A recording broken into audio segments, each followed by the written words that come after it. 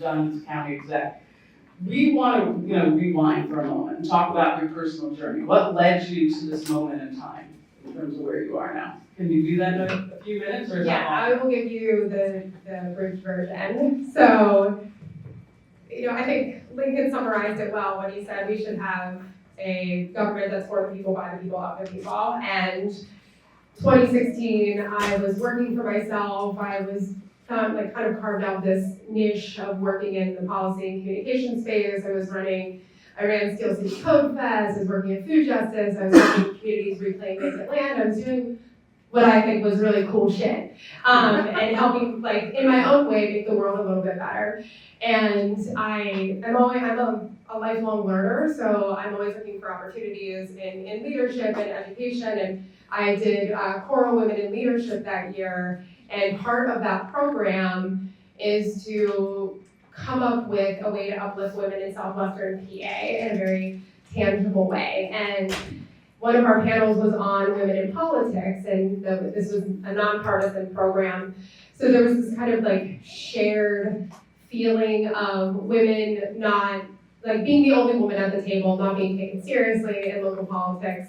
And when you look at the research, Pennsylvania at the time was actually ranked 49th out of 50 states on women in elected office. So I said, this is my driving force, because while I'm doing great things at the neighborhood level, it'd be really nice to get involved more in the systemic change and in government and policy is kind of the way to do that. So I worked with a couple people from my cohort. We designed a program called She Runs Southwestern PA. The 2016 presidential election happened. People took a lot of interest in, especially women, in running for elected office.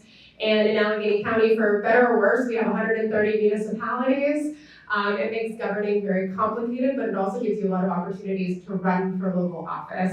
And so we were doing this education on how to run for office, how to work on campaigns. We had a little podcast, and people started asking, do you want to run for office? Do you want to run for state representative? And I was like, no, I don't want to. And another factoid in the space of women in politics is that women have to be asked an average of 7 times before they consider running for office. So I heard it from my community, and I said, you know what?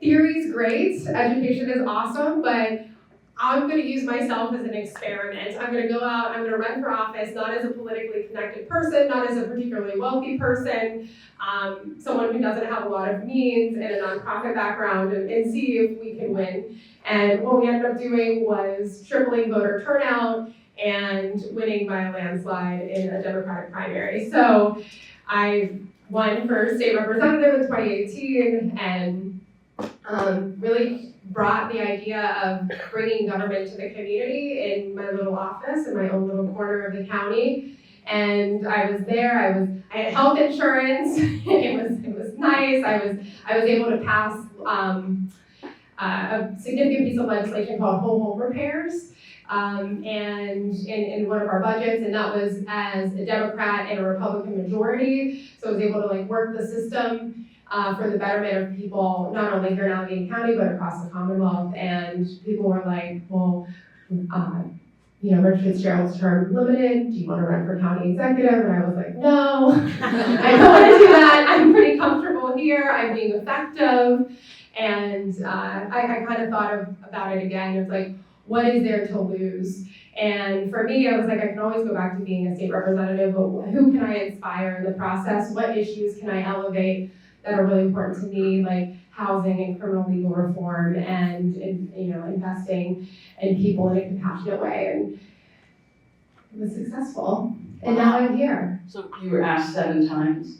I think so. I didn't really keep track, but enough people believed in me, and so I think it's always important, whenever you're going and doing something and standing alone, it's really scary, but it's always good to have your community around you who can uplift you, and that's friends, that's family, that's coworkers, but it helps to drown out the negativity. That's great. That's a great story. Just want to share that the Business Times is here also. Great. So I wanted you to know that. Hi, Business Times. Hi, Business Times. We get you weekly. It's on my coffee table in my office. the air of transparency, that's all. So the morning after your election, you launched something called All In Alleghney. Can you talk to us about that process and the input that you received? Absolutely. So, All In Alleghney. I'm so proud of that name because Alleghney begins with ALL. Anyway, that's why we're paying the big bucks. That's where the marketing background comes in handy. So when I ran for county executive, I talked about building a county for us all. And for some people, they're like, yeah, that's great. I want that. And for many people, they're like, I don't know what that means. Please tell me more. And think about, there's a disconnect between campaigning and governing. What makes you a good campaigner doesn't necessarily make you an effective person at governing. And so for me, when I was campaigning, I really tried to avoid being like, I'm gonna do X, because you don't know, right? You don't know until you get into the government, until you like look under the hood, you see what, what is your capacity, what is your budget, what are all these things, what bureaucracies are tying your hands, where is the federal government prohibiting you from doing something? So you want to avoid making promises. So I really tried to run on a set of values and a vision. And All In Alleghney was the manifestation of showing what co-governance was going to look like in my administration. So instead of saying, I obviously have an agenda, that's why I ran, but we wanted to make sure that the beginnings of our administration was informed by the community. And that's why we built the largest, most diverse, most inclusive transition committee. We had 200 members. We focused on 9 different issue areas, not on department by department, because people don't understand that bureaucracy. They just know they want safe and healthy neighborhoods, for example. They know that they want housing. They don't care that this portion is done by the Department of Economic Development, and this one's by Human Services, and this one's by Health. They just want the outcome, right? So we try to translate government into, regular, everyday, accessible language that people could do. And then that 200-person group that was across sectors, across industries, Democrats and Republicans and nonpartisan independents, came together, designed a survey on those 9 different issue areas. We went out to the community in 3 weeks.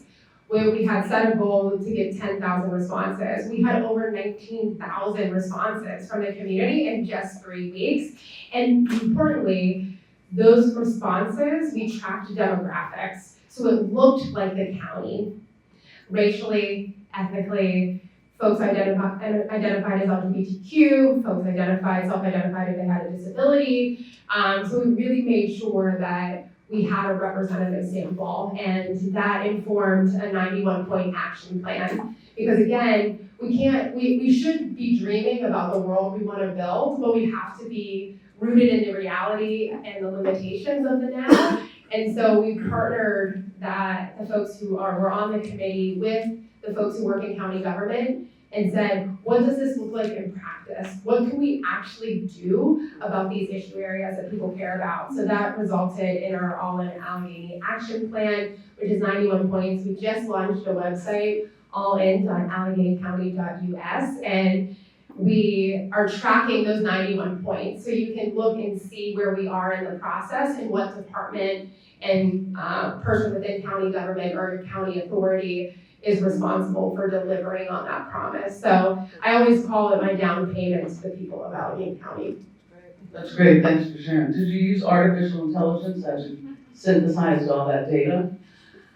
We used our Department of Human Services, which has a really robust data team. I don't know what technology they use, but they're always thinking, we do have a really innovative Department of Human Services, so we're always thinking about how we incorporate new technologies in that. And I know AI is really important for us to figure out an AI policy right now, because I always say, like, government is a neutral entity, just like tech. It can be used to do incredibly terrible things, and it can be used as a force for good in people's lives. And so I think AI is a great example in the tech space where there's a lot of potential to help, alleviate the burdensome bureaucracies and help ease human suffering.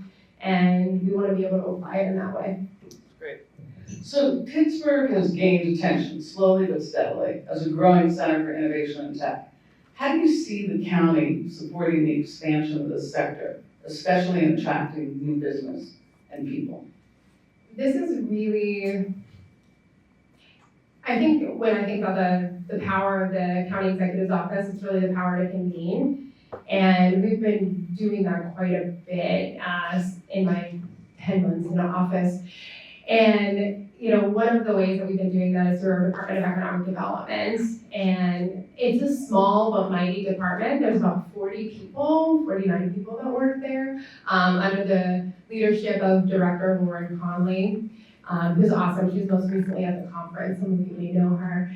And, she comes from the community development space and has also worked with the companies and attracting companies here. And so she is really so excited and to reimagine what that department looks like. And actually the budget I propose is the first time ever that we are taking operational dollars from the county and investing it into economic development. Because before, it used to just be our Department of Economic Development skims off the top of our block grants that we get, and then we get that money out into the community. So it was kind of like a paper pushing department, as opposed to a dynamic one that helps convene stakeholders and comes up with a strategic vision for what we want our region to be.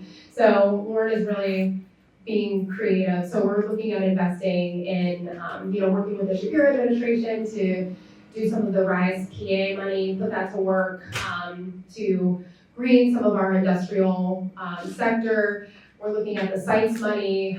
We have a lot of vacant land in former industrial sites that we can get ready, shovel ready for new businesses to move in and for businesses to grow here. We're really good at researching stuff here. We have incredible universities. We're #1 in NIH funding, but we don't necessarily make the stuff here. But we have all of the inputs that would make it great for it to be here. We're focusing on things like workforce development. So, like Apprenti, how do we take the investments that we're making and ensure that there's shared prosperity? So bringing folks to the table, making sure that we're training them. We just had a really awesome success story with Mainspring, which is a clean tech company. They're doing clean power generation.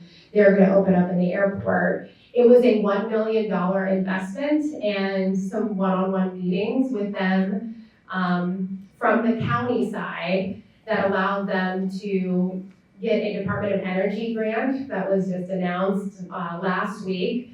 And they'll be creating 600 permanent jobs here in Allegheny County. So that shows the power of government. If you can break down barriers, if you can say, here's your single point of entry, here's an investment that we're making, and we want to partner with you. And that goes a really long way when you're talking about attracting the big businesses here, but then also growing the ones that we want here.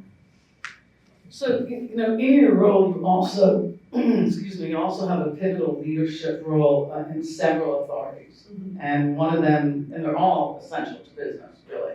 But one of them is the Allegheny County and the airport, right? So the international airport as well as the county airport. Can you talk about your early work in helping to make the world more accessible to Pittsburgh and vice versa? Yeah, I want the world to know how great Pittsburgh and Allegheny County is, and the airport is definitely the gateway to our region. And under the leadership of Christina Casotis, it's really thrived over her tenure in that leadership role. And so it's been incredible to work with her and work closely with her. Actually, Allison from your team and I were just in Iceland a few months ago because we wanted to encourage Iceland Air. Who knew? Surprise. And we went to the airport. Again, Christina had asked me to go to meet with the executives there and ask them to increase flights because if one day we want a direct flight from British Airways or from Lufthansa, we need to really fill that flight first and really prove that we are a great market for that. And so, we were successful. We did increase service, which was great. But it's partnership like that where you're sending the local government over and saying we want to be strong partners. These are the businesses that we have here. This is the type of relationship we have. This is, the collaborative spirit that we bring that really helps to sell the region and get more flights to our airport. And the airport terminal modernization project, we'll be cutting the ribbon on that in 2025, which is really exciting, and it looks beautiful. I got to go out and see the progress a few months ago, and it's chugging along. And I think what's really important about that project and the way that Christina is thinking about it and the partnership that she has with me as county executive, but also with Rob Sherry, who runs Partner for Work, and some of our other groups who do workforce development, is that we said this is going to be this is like a $1.3 billion project. There are very few local firms that can bid on a $1.3 billion project.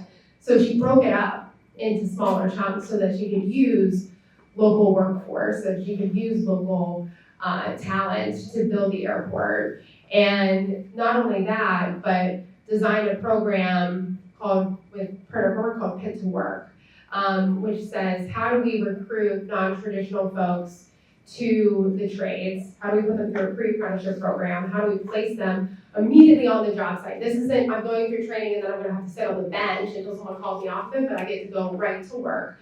But also, how do I make sure there's childcare on site? How do I make sure they're connected to caseworkers if housing is an issue? How do we make sure transportation is not a barrier to get to work? So really thinking holistically about that has been an incredible thing to see, and also a thing that we are now taking back as a county and we are investing in, and we're saying this is a model that can be picked up and put in other places, in other sectors, especially we're thinking about the clean energy sector that we want to grow here. So we want to fund another cohort and design that. So it's had ripple effects across the region. So not only are we going to have a great modern airport, but we're going to have people's lives were literally changed because of this project, and their families' lives have been changed. So that creates this positive ripple effect throughout the region. So one of the largest departments in the county is Health and Human Services. So many people might not know that, but that is the biggest piece of your operating budget. Now, not only is it important, but how does their work relate to combating, people who are unhoused and addiction and people with mental health issues? Can you talk about that? I know they can have that in your plan, but could you just dive a little deeper? Absolutely. And I think it is surprising because I think a lot of folks look at the county executive office and they do think about economic development. But if you remember, there's about 50 people who work in that department. There's about 1,200 people who work in our Human Services Department. There's 500 who work in our Department of Health. It's our largest line item in our budget. And our operating budget is a little over like $1.2 billion that we get from local tax revenue. We leverage that for block grants from the state and federal government. We go after private philanthropic dollars. So Department of Human Services, at the end of the day, they put about $1.3 billion on their own back out into the community and as far as service delivery. So there's a number of things that they're responsible for. Homelessness, for example, and housing kind of as a broader topic. But we get about $2 million from the state to run our homelessness services. We have to spend about $13 million to run the system that we have today, which is wholly inadequate. And we know that. We know that when we see tents on our trails, we know that when we see people cycle through shelter again and again. The greatest driver of shelter users right now, that population is people over 65. We've seen a 10-fold increase in homelessness from that population over the last 10 years. So, we have a big challenge ahead of us and we need more resources into that space. And Human Services is really the key to figuring that out and working in a compassionate way, not only to serve people when they become unhoused, but to prevent people from becoming unhoused. So, we fund things like eviction prevention. We work with folks who are coming out of our carceral systems to get them connected with opportunity and jobs and stable housing. But one of the greatest predictors of whether someone is going to end up in our homeless system is if they called 988, which is emergency mental health. So it's about folks who are having severe episodes. About 17% of them who interact with Resolve are going to end up in our shelter system. So we know mental health and behavioral health and the inadequacies that exist in that system are also driving other social problems. And so again, if we can get ahead of that, and that system is so underfunded, and it relies a lot on local dollars to supplement because, you know, for example, the group of county elected statewide, which is mostly Republican led, just to kind of give you a sense, they asked for $250 million from the state to run county level mental behavioral health systems. This last budget, we got $20 million for the entire state. We need more than $20 million here in Allegheny County to run an adequate system. So, you know, we really need the state and federal government to help step up in that space.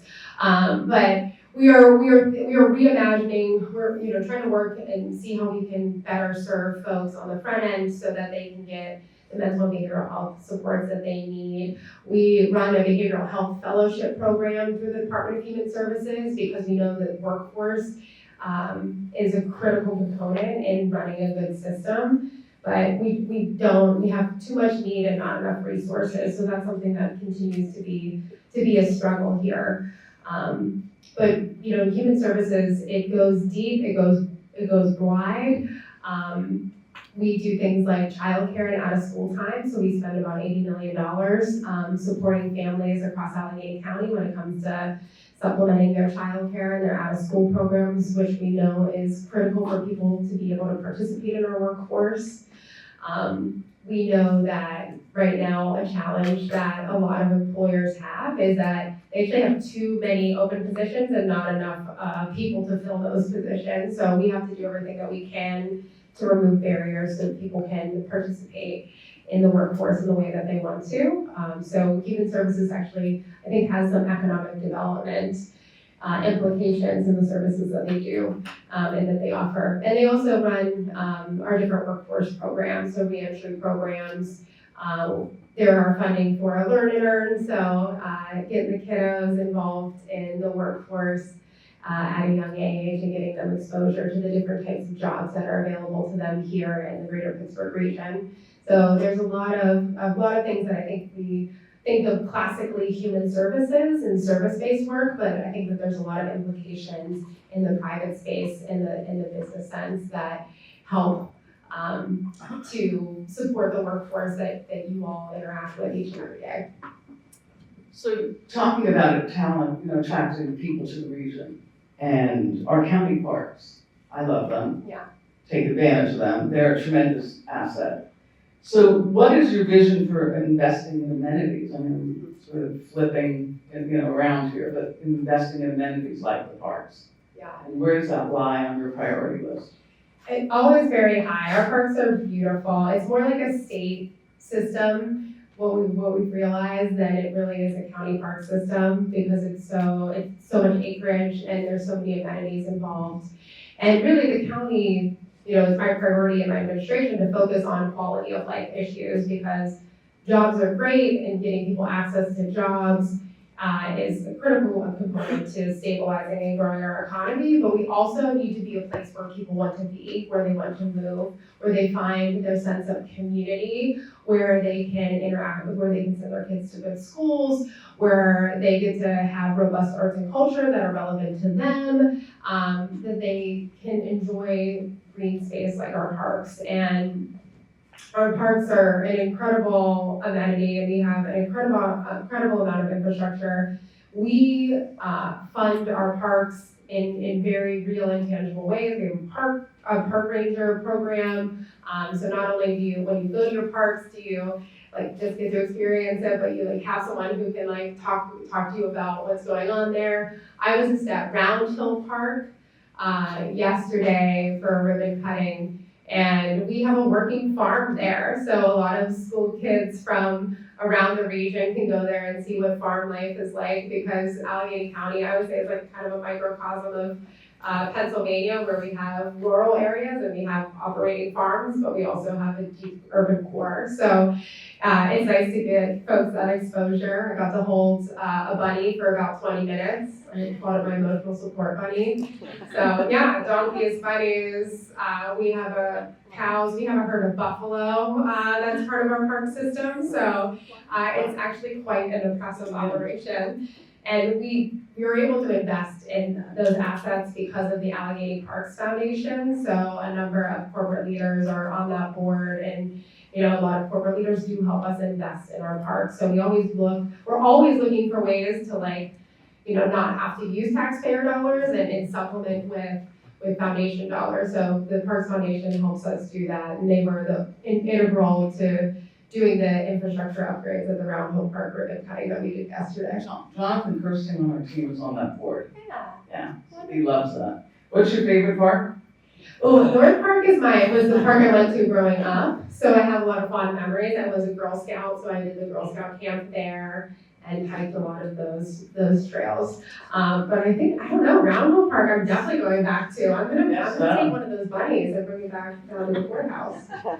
So if you had 3 wishes that you could ask for from the region's tech sector, Allegheny, the ones who are in Allegheny, what would they be? Isn't this just supposed to be like, I would just wish for infinite wishes? It's like going in coming of age tales, and we're like, why are you just wishing for all the wishes? Okay, I'll narrow it down to 3. So I would say first is, how do you use your business and your connections to grow good citizens? I think that means, how do you create opportunities like this where you can help your workforce and yourselves not necessarily be politically involved, but just understand how the different levels of government work, how you interact with them, how do you create opportunities to give back to the community and to participate in civic life, and be intentional about architecting all of that. We'll help you figure it out if you want to partner in that. I always love to do things like this, and Audrey, and when you asked me to do this in your team, I was like, absolutely, because every opportunity that we have where I can go and talk about the work that county government does and help to foster understanding and collaboration, I think it just makes our region stronger. And so any way that you can build good citizens and help create informed citizens is amazing. I think also helping government understand the work that you do. When we design policies, we don't want to inhibit innovation. We don't want to inhibit progress. We don't want bureaucracy for bureaucracy's sake, right? My intention is protecting the public interest, and I will always do that. But it shouldn't stymie innovation and growth. And so that partnership of you explaining maybe where you're hitting roadblocks and at what layer of government, that can help us work intergovernmentally, that can help us work interdepartmentally to break down barriers and to create efficiencies, but you using your voice and helping us understand where those roadblocks are, it normally means that we can then go and do something about it. But if I don't know there's a problem, I can't do anything about it. So, that constant feedback is actually very helpful and very welcome. I believe that feedback is a gift. I actually came up kind of in the tech area. My first job was with Apple, and so I had a big emphasis on the company culture was around feedback and 360 feedback. So I'm always like, yeah, tell me what I'm doing wrong. I was like, well, make it actionable.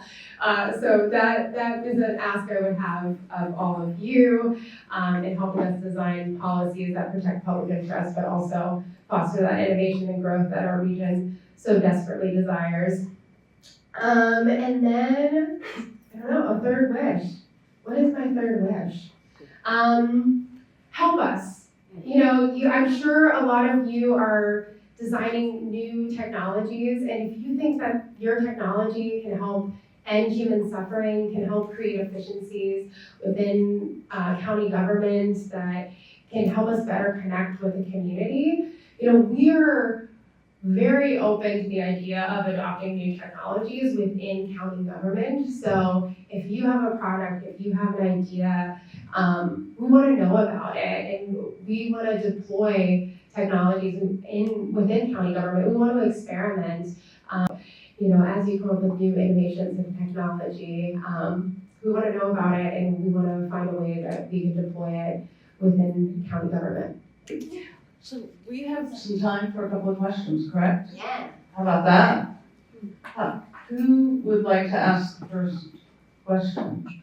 This is your opportunity. Remember, feedback, interaction, just say who you are. Hi, Tiffany Prince Performance. A couple weeks ago, I attended the AI Horizons Summit event. It brought in hundreds of people. There was tons of energy. But I felt like at the end of that, there was a bit of a miss from an actionable things, getting stuff done, as the governor says, right? What are we gonna do to make that reality come into play? How are we gonna build that AI avenue in Bakery Square? I mean, there's a lot of postulation, but there's not a lot of effort behind action. Any ideas on that? So we're at the table as part of that working group. So the county is present at that working group. So we're bringing our resources to that conversation. One real way that we are working on building out that physical space is that we are actually the grant holder and administrator for Walnut Capital's federal grants, which actually takes a lot of time, money, and resources from the county to be able to manage a grant of that magnitude. So we are helping because we also have the technical expertise to do it. And so, things like that where we may be a better administrator of something, but it helps build up the private sector in some way. So we are doing that, which is helping to build out that expansion of Bakery Square further down that avenue and reconnect the Larmer community, which was another kind of a value add for that community. I think the agreement that the universities and the governor signed can be catalytic, and we just have to make sure that the county will continue to be at the table to figure out kind of, again, how do we create efficiencies intergovernmentally and interdepartmentally so that we can meet people where they're at, we can meet these businesses where they're at. We can help to get together what federal funding may be available for, the small, more startups, more entrepreneurial businesses. We're actually, within our Department of Economic Development, a lot of economic development grants require some minimum job creation, like 35 jobs or something. But when you're talking about startups, they're not going to create 35 jobs right away, right? You might just have a small group of people. So we're working through what that looks like to invest in supports for those entrepreneurs and those startups. So, it's kind of small ball and granular compared to the big vision, but I think having people around the table to set the big vision and then saying, here's where county government actually is the expert and we can help to facilitate more growth and to bring more people into that space. Yes. Hi, Courtney Williamson. So is the county looking for new technology systems to help modernize what we currently have to keep up with the growth that we're seeing in the region, and then also some of the initiatives that we're pushing to just make our county livable? Yeah. No, I appreciate that. And I can't speak to the details of the systems we're using because I just don't know, but we do have a very innovative Department of Human Services, and they do a lot of data analysis, and then we make that data open to everyone, so there's dashboards for all sorts of quality of life indicators that exist on the county website, and we make that data open and accessible to folks. We have the Department of Information Technology, like I mentioned, they are working collaboratively to figure out what a solid AI policy looks like for our own people adopting AI, but then also thinking about how that taps into the bigger conversation, like, the gathering we just had last week. And, we're always looking at, something we've done in the NWDBE space is move to a system called Bonfire. So all our contracts are online and they're easier to access, especially if you're a small business or a sole proprietor. Just making sure that that there's an opportunity for you to work with the county through contracting or procurement. So there's things like that we're utilizing technology to be more accessible and transparent and inclusive and support diversity initiatives throughout the county and make sure that our dollars are being used in the highest and best way. Any other questions, comments? Nothing? Yes. Hi, Mark Weber from People One Health. There was a big announcement. First, thanks for your leadership. Really appreciate everything you do for the people in Allegheny County. Big announcement around downtown revitalization this past week. Just would love to hear some of your perspective on that and what that means for people in this room. Yeah, no, thank you. And good to see you again. So, yeah, we had a really exciting announcement. $600 million will be going into downtown revitalization. That did not happen overnight. I started small group meetings before I was even sworn into office. With our team at the conference, the city, and a number of other key stakeholders, and we had pretty consistent weekly meetings up until the announcement. And we'll be putting in money hopefully through the regional asset district for it, but it's $600 million. About half of that is private investment, and a number of public investments through like the RCAP program and other state funding. It's going to focus on some critical areas like residential conversions. So because we have an old building stock downtown, it actually makes it prime for residential conversions. The first bill that I worked on as county executive was to create a LRTA by right across our taxing body. So this is where, again, we can work intergovernmentally to remove bureaucracy. So the school district, the city, and the county, if you are a developer, you have a single point of entry and you qualify for this 10-year LRTA. That does come with some requirements, like an affordability requirement, because we have affordable housing shortage here in Allegheny County and especially in Pittsburgh. But you do also get access to different capital so that your capital stack can include some public money as well to make the numbers work. So it's residential conversion of buildings. It's investment in public space. So we're focused on Point State Park is going to get a big investment. So that's a big open field. That's going to have a playground and walking trails and really be a great place for families because we want downtown to be an 18-hour thriving neighborhood. So that means we want to see more strollers on the street during the day. We need a grocery store, but it also means that we have more restaurants and arts and entertainment and things like that. So those investment, and then the 8th Street block, which is owned by the Cultural Trust, there's going to be a big investment in that. And then the other big component is human services and just making sure that downtown is safe and welcoming for everyone. So we've worked a lot with the Pittsburgh Downtown Partnership. They launched the ambassador program. So you see folks in the ambassador hats. They're walking around saying, hey, I hope you take a selfie. Or they build relationships with people who are out on the street and maybe don't have a place to go or maybe need resources.